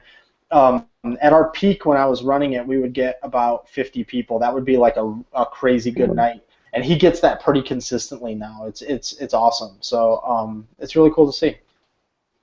My first one that I went to, it was a collection of, people, and basically what happens is you show up with the sketchbook, and they have 3 topics that they announce. We're going to do this, and then they give you like 45 minutes or whatever to draw, and it's usually at a coffee shop or whatever. And it was it was hilarious because you have so many different people with so many different skill levels. And when I was there, the first one that I went to, I'm more on the cartoony side, and the guy next to me was kind of cartoony, kind of realistic, and then some other people were kind of okay, some others were really good, and then in the corner were these 2 guys that made comic books for a living. And they weren't even drawing with pencil. They were doing with the marker brush or brush marker, Yeah, brush pen, and yeah. they were just throwing down fire. And I'm like, oh, damn. They're like, oh, yeah, draw a robot, something or other. And these guys had this long, elaborate thing, and it was glorious. Yeah, Um, I think that that was something that we've only got a few rules for Sketch Bomb, and one of the big ones is that it has to be held at an all ages venue and that it can't mhm, ever exclude anyone. And yeah. part of that was because we would get a lot of people who weren't even in college yet who had convinced their parents to let them take the train into the city because they wanted to come there and meet some other artists. And I thought that was the coolest thing ever. Like if there was anything that Sketch Bomb could do that was meaningful, it would be sit professionals next to Yeah, people who are working yeah, to be professionals. Hmm. And that's I think like the coolest thing about Sketch Bomb is exactly what you just described. And the hope is that people don't get dejected by those two guys with the brush pens, and instead when all that art, because another one of our rules is that everybody puts their piece down so that everybody can see it, because we try to Hmm. encourage like that intermingling and that sharing. Is that hopefully like that high school kid who's struggling to figure out how to draw a face sees some amazing piece of art and goes, holy shit, that guy just did that at that table, I want to figure out how I can do that too. And I think that that's really important. Yeah, it was neat. Cool. Definitely very motivating. It was one of those situations like, um, when you go to a conference of some sort, um, you always get hyped up and you always like your creative tank is full of all Hmm. of this fuel and you can't wait to get in front of a piece of paper or you can't wait to get back home to play on the computer. It was like that, It Awesome. was real it was very motivating.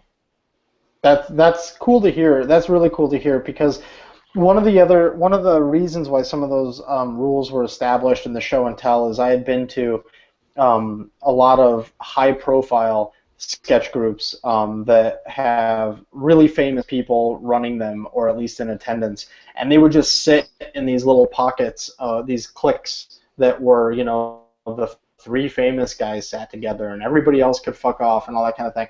And especially early on with Sketch Bomb, because I had like a decent support group that was going to it. It would be me and like Ryan Hall and a couple of other people that were close friends of mine that were also pros, and we would sit down.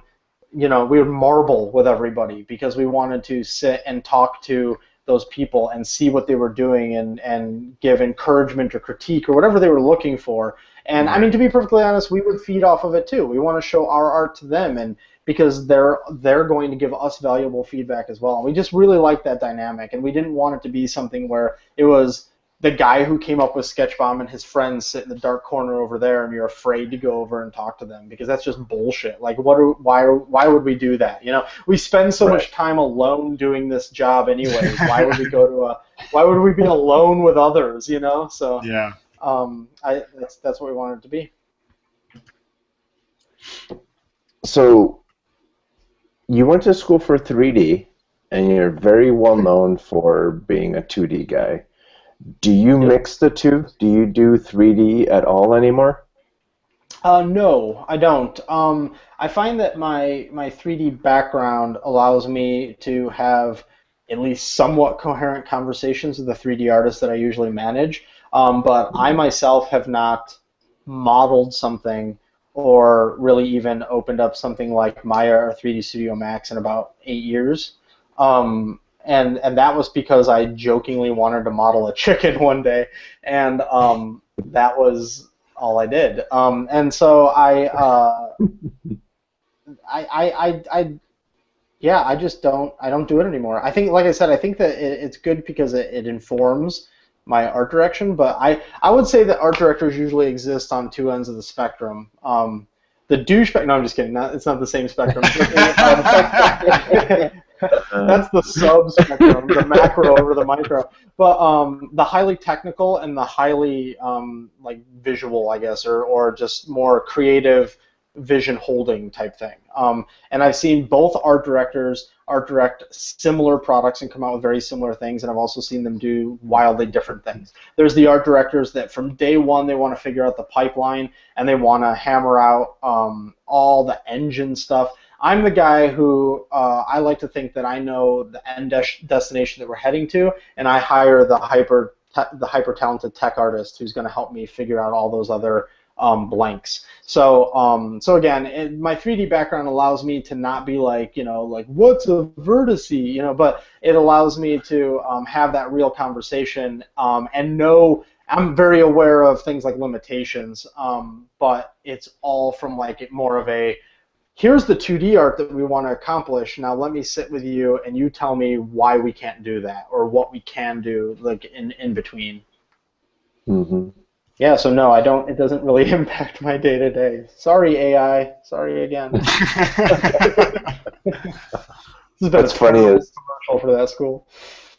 What's funny is you talked about Richard Hyde earlier, and he was one of my favorite teachers too. And we chat on Facebook all the time. But when I had him for 3D, he was explaining vertices and all that and lattice.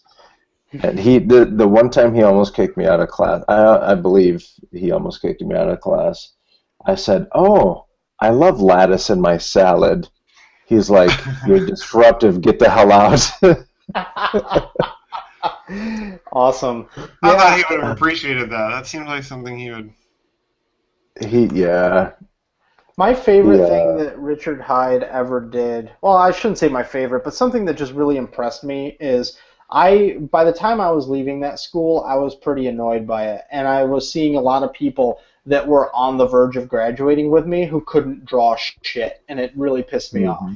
And I was in one of those sort of like last life drawing classes or, senior seminar type things, and Hyde actually flunked a kid out of the class purely on the principle that he couldn't do a ton of the basic shit that we needed him to do. And he was irritated, Hyde was irritated by the fact of how many people had to pass you in these skills to get you here. And it was unfair to the kid, but not what Hyde was doing. It was what the school did to that kid. The fact that the teachers leading up to that point did not set up the proper checkpoints for that person to realistically make it out of that school with a skill set that would get them a job.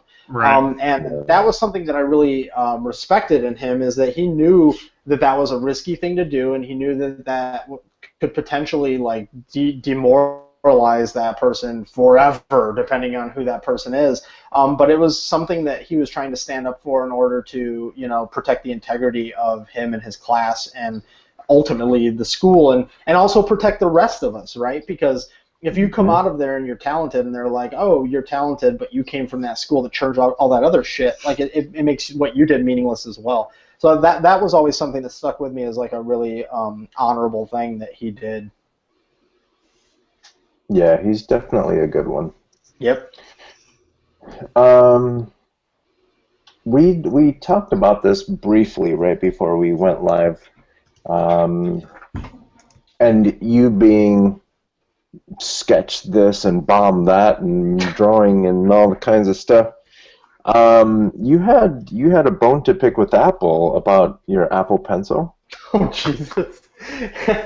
I like that you just turned that into a bone to pick with Apple. No, I just I did the thing that I always do, where I saw a new gadget from Apple come out, and I said to myself, I'm an Apple fan, but I don't need that. That's not something I need. I don't need a watch. I don't need all the other stuff that they're making.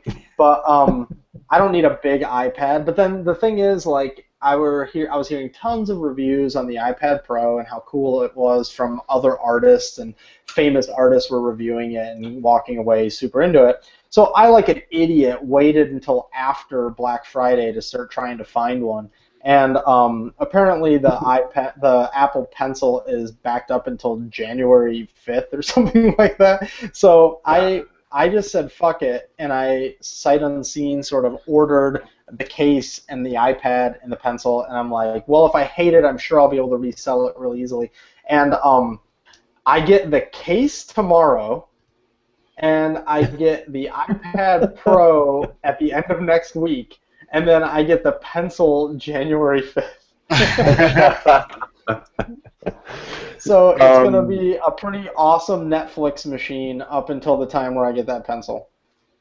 I keep hearing that people will go into like random Best Buys and the pencil is available there.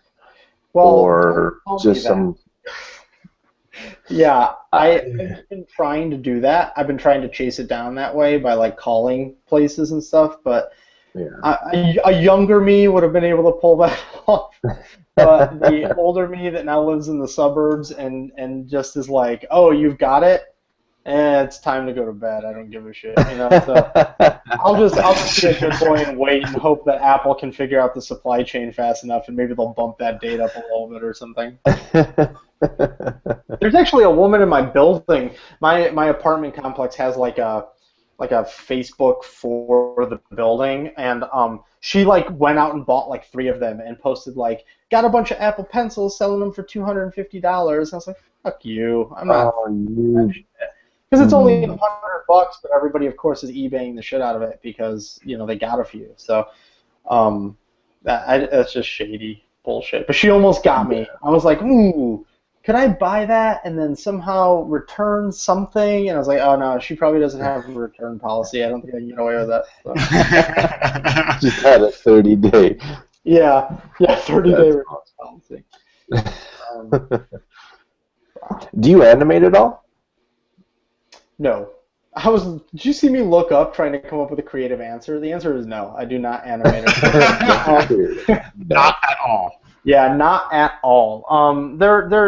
I've worked with many a team that have done animation and always thought to myself like, there's a talented animator. I should see if they've got an evening sometime to freshen my animation chops or something like that.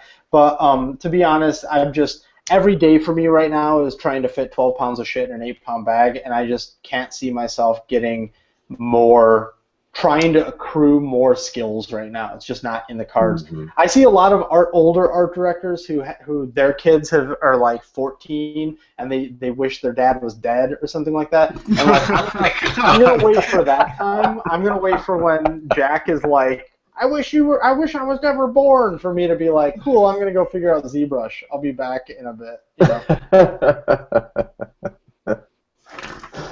That's funny. Um, yeah, on that animation topic, Adobe announced that they are rebranding Flash, and Shh, they're we don't say calling that it. word. Yeah. We Oh don't say yeah, the bad F bomb. Hey, another bomb. Great. They think they're gonna trick everybody into thinking Flash went away. Yeah.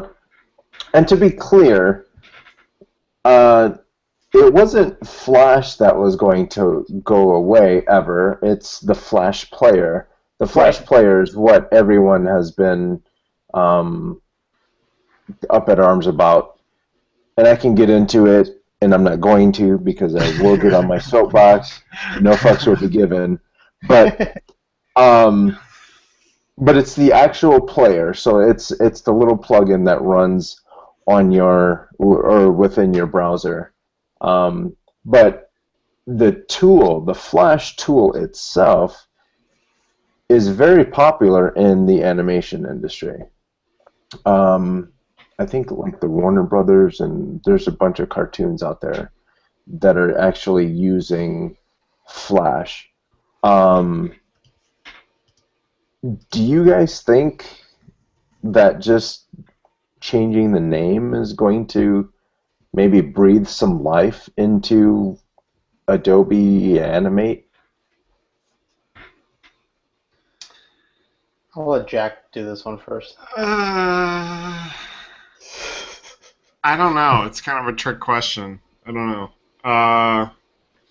I mean, I think that Apple has soiled the word Flash so bad that that's necessary. Either you kill it. I mean, their options are basically kill Flash altogether or rename it, and they didn't think probably they should fire all those folks. And there's too much good technology behind it to fully kill it. So hopefully Animate will become a good competitor to Toon Boom and the other stuff that's out there. Is it enough? I mean, I don't know. I really don't know. I I think that this is a bigger problem, which is who the fuck is Adobe making stuff for now? Like, you talk to artists who use these products. I don't know what artists, if they're talking to any, are giving them advice on what to put in to. I mean, like, I'm a guy, like, I've worked in, so Booyah was exclusively a Flash studio. And so we dealt with Flash all the time. And when Flash wasn't crashing on us every 5 minutes, it was a decent program. Which, by the way, has anybody noticed how the Flash like loading thing looks like a virus? I always found that to be really telling. But the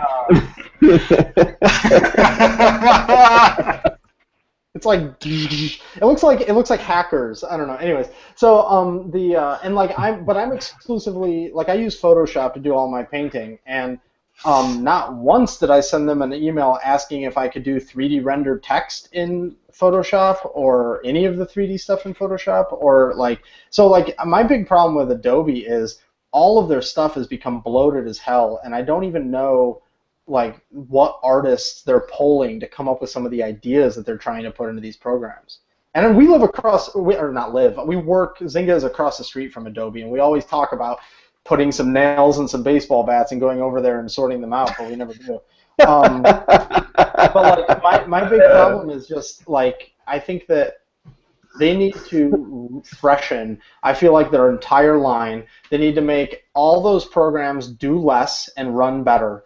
And that's what they need to do. And I'm just tired of them adding and adding and adding. Yeah, I mean, like Photoshop, for those of you that don't know, Photoshop officially makes toast now. Like, you can put a piece of bread on your computer and go File, New, Toast, and it will make you a sandwich. Yeah, like, it's a Panini press. If it's a laptop, you can pull the screen down and It's crazy because now you can like bring in 3D models and like put in 3D models in a certain position, so you don't have to do the photography yet, kind of thing. I think that's what it is.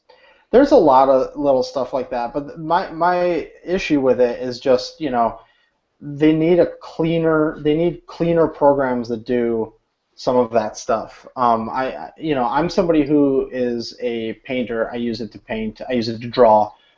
They haven't put in a goddamn ellipses tool in it ever, which we've had in Sketchbook Pro. Like, can we have an ellipses tool instead of a 3D renderer in my 2D program? This one is for Steve Zukowski. Can we get a goddamn mirror tool? If you guys want to see just quality entertainment, go to Steve Zukowski and say, Steve, why doesn't Photoshop have the mirror tool? And he'll be like, oh no, fucking right. I know. You know what? The only way that you can set up anything resembling a mirror tool in Photoshop is with smart objects and flipping smart objects, but you still have to hit Control S to save the smart object and view it in the preview window. What year is this? That's how I have to do some sort of, I don't know. And that's why I'm saying, like, who are they talking to? Because if they talk to Steve, we would have a mirror tool. And yeah, like, who's sitting in the room and saying, okay, no, that's where we draw the line. You're going to be able to do all kinds of 3D stuff. You're going to be able to make cartoons. You're going to be able to, like, bring in video. But no, hell no, we're never going to have a mirror tool. Yeah, or an ellipses tool or any of that. Like, I remember... Like Sketchbook Pro. That's why I like Sketchbook Pro, because you can flip through. You can get, like, the French curves. You can get ellipses tool. You have these built-in rulers that you can move. There's, like, a perspective grid. Yeah. Yeah. Mirror tool. Stuff for creating drawings. But of course, we also have to respect the fact that technically Photoshop was never even meant to be for drawing. It was originally supposed to be for tweaking photos. So that was the start of it, right? Like, that's when they should have realized, oh shit, this is a different program now. We should split out the photo editing stuff, and whatever photo editing stuff people actually use for 2D art, we can, like, keep that in there. but like there's just so much useless shit. You know, when I was a AI and I was in, I don't know, some nonsense class where they were showing us that you could actually animate using Photoshop, and that was like, that was my first red flag because I was learning Photoshop, and they're like, yeah, you can also animate with it, and I'm like, but we've got Flash, isn't that the thing that we're supposed to be animating with? And like, yeah, but if you want, okay, I get it, but that's already like a lot more than I'm expecting out of my Photoshop. And there's a guy that I work with. I've worked with at a couple companies. Ryan Jones is his name. He's amazing, by the way. This is an official plug for Ryan Jones. Look up Ryan Jones art, and you'll see awesome shit. But he started using the animation in Photoshop to previs stuff, and I was like, what are you doing? Every time you do that, it sends an email to Adobe that justifies the decision of having all this bloat in this fucking product. It doesn't actually, but that's how I feel. And I don't know. So this is a little thing. Maybe I'm getting a little picky. Maybe whatever.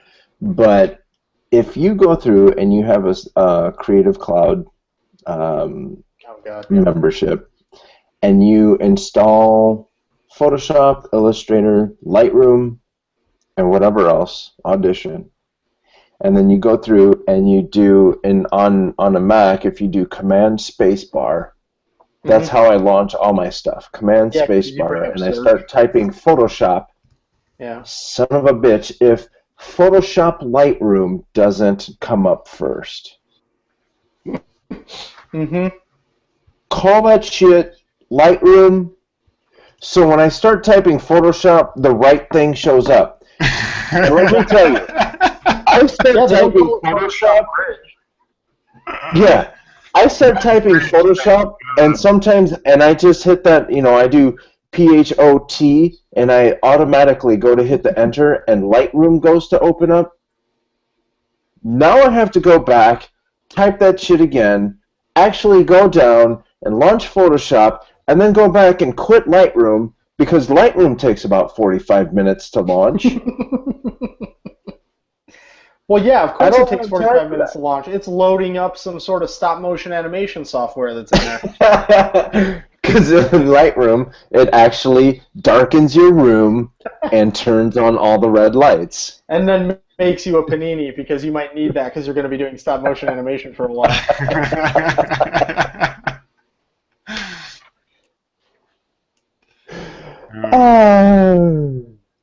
You know what, actually? Okay, this is a dumb idea, but I just came up with something that they could add to all of their products, and it would fulfill their addiction to add more bullshit to their products, and it would also be useful, which is a YouTube viewer. Because who doesn't just have YouTube running in the background while they're doing work anyways, right? Imagine if you were in Photoshop and you're starting to paint, and you just hit like Command K, and it like opens up YouTube or something, or Command Y. There's a panel. It's a panel. You can even dock it if you want. Like, yeah, it'd be awesome. They kind of have that. They kind of have that on the launch screen. They have like all the files that you just got done playing with, and then at the very bottom, it's like tutorials. That's right. What's new? How to use Flash? How to use Photoshop? Right. Oh, if I just click that, I'll be able to do that. and they're halfway there, because I get an email, at least 2 or 3 emails a day. Adobe Creative Cloud has published a new YouTube video. Yeah. So they're there. They just need to finish up, make it a little panel, and That's get going. pretty cool. All right, I'll go over there and talk to them tomorrow. I'll get you some nails for the bat. Right on. All right, kids, we're right around 2 hours. Wow, that went real fast. Yeah. So, hey, Mr. Mike Henry. Sir. If people are looking for you online and they want to see all of your groovy work, where can they find you? Well, the online handle that I go by is Zatransis, which is Zatransis. If you use that word in just about anything, you'll find me. I am most active on Instagram. I have a bulk of my work is on DeviantArt. My old company, which we don't really run anymore, but it's got some cool art on it, is Big Menace Industries .com. And if you want to buy the stuff, you use that same Zatransis word and go to Big Cartel, so zatransis.bigcartel.com, and you can find like the books and the PDFs and all that stuff. And that's ZATRANSIS. Yes. Transis. Where did that come from? Oh, this is a dorky story. I inhaled some pepper. Zatransis. Zatransis. I'm a big that Rams rice. No. Okay. So way back when, my friend was trying to convince me to play EverQuest, and I said I'm not going to be into that game. So I'll just hit the random name generator and go with whatever character it gives me. So I made an Ixar, which is like a lizard person, and the name they gave me was Zatransis, so it was randomly generated. And I was like, okay, I'll just try this out and fuck around with him and then delete this game from my computer. And I ended up playing it a lot for a long time, and I needed a way for my guildmates to reach me, so I made it as zatransis@hotmail.com. And then, why not use it for this, and why not use it for that, and why not use it fucking everywhere? And so it ended up being my online handle, which is funny because I think if you read that word and then you meet me, I think the name looks like I'm going to wear like a hood and I'm going to have like eyeliner on or something. and that's not, pretty much. Yeah, right? Yeah, right, exactly. But the bonus that word was, that word got me was that it is randomly generated. So nobody has that. It's infinitely Googleable. You cannot type, I think if you type like ZATR, it starts autofilling with Zatransis and all my websites and shit. So it's like pretty awesome from that point of view, but it totally is like weird at this point. You better watch out. You're gonna owe the EverQuest guys royalties. Yeah, right. Probably. Yeah.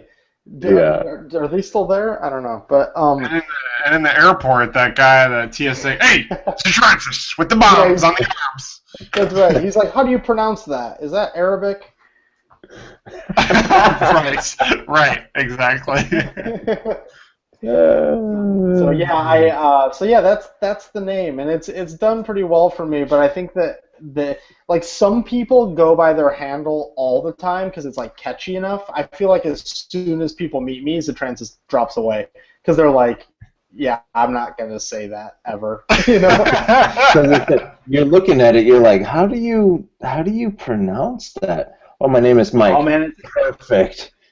Yeah, perfect. Mike is great. You know, it's funny. I'm a pretty big Twitch watcher, and I subscribe to like 3 different guys. And when I hit the button for them to like read my donation, or not donation, but my subscription, and they're always like, "Thank you, Zatransis. Thanks for your subscription." I'm just like, yeah, sorry, I know that's a little hard to get out there. So, yeah.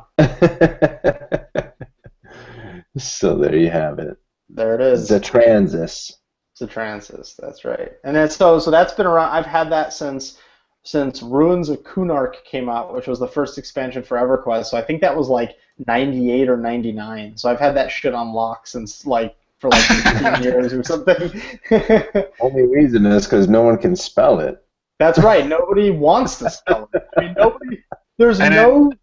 There's no one on the planet. There's not like a 13-year-old kid out there that's like, I know what I'm gonna go by, and then they type it in and it's like already taken. Like that's never. We're sorry. You have to be Zatransis 15. Yeah, right. There's 14 other fuckers blind. So yeah, that's my because the other thing too is Mike Henry. I can't go by Mike Henry because there's the famous football player / Tarzan star from like the 50s, and then there's Mike Henry from Family Guy. There's like a long. There's Mike Henry, a huge black wrestler. Oh yeah. I did not know that. Yeah, you can't find you by Mike Henry at all. Yeah, No. yeah. If you do Mike Henry art, you'll find me. But I mean, art. Come on. By then, you might as well type Isn't